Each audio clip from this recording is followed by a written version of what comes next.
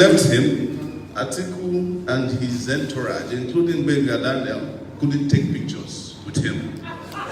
So that event was not known to the public until today that I'm talking to you.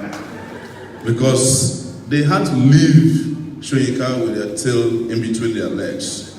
Of course, the moment they saw that Soyinka could not be fooled, they went to that man in Ota. Yes.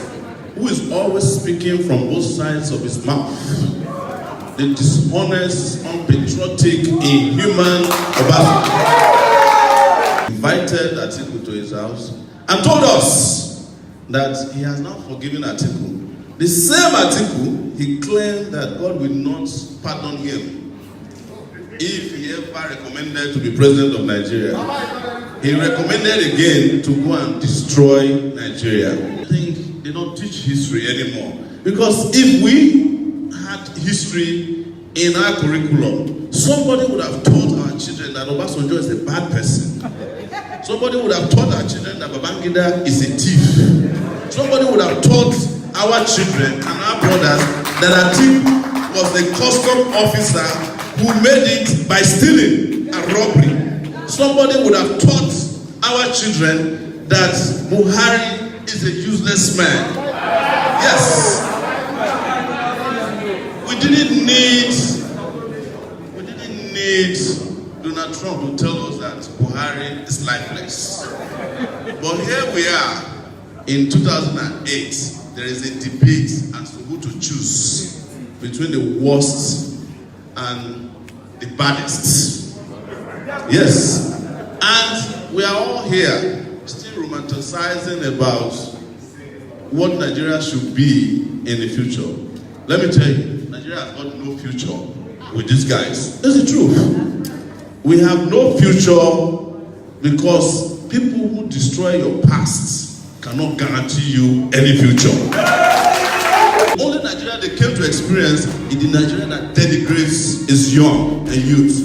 Someone asked me when I started running, and I've never told this answer before. He said, where will you have the experience from to be president of Nigeria? You know the usual thing.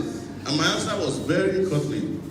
How do I get experience when I've never been allowed to do anything in my life by the useless leaders who you claim have experience? It's the same question I was asked when I once applied for scholarship. I think it was one of the oil companies in Nigeria. They came to our area in Ilaje Seldo when it was called and said they wanted first-class students. Of course, I went there, knowing my nature. They said, what's your class in the university? I said, I have. And between second class upper at that time, then I dropped to second class lower. You know activism, how it affects you. And then he said, but we are looking for first class students to come for the scholarship. And I told them, if you pollute our water so bad, you pollute our air so well, how do people breathe this air, drink this water, and have first class? It's the same thing for Nigeria.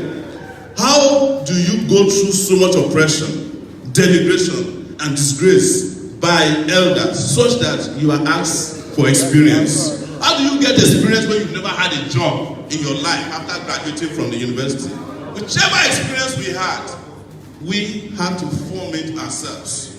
Whichever jobs we ever had, we had to create those jobs ourselves. And look at people from Nigeria. There are people who have never even invented a broom in their lives. Some of them cannot tie their shoelaces. Even the umbrella that they use as their logo, some of them cannot carry it over their head when it is raining or something, the sunshine. So where do you expect us to gain experience from? But the truth is that we have better experience than they do.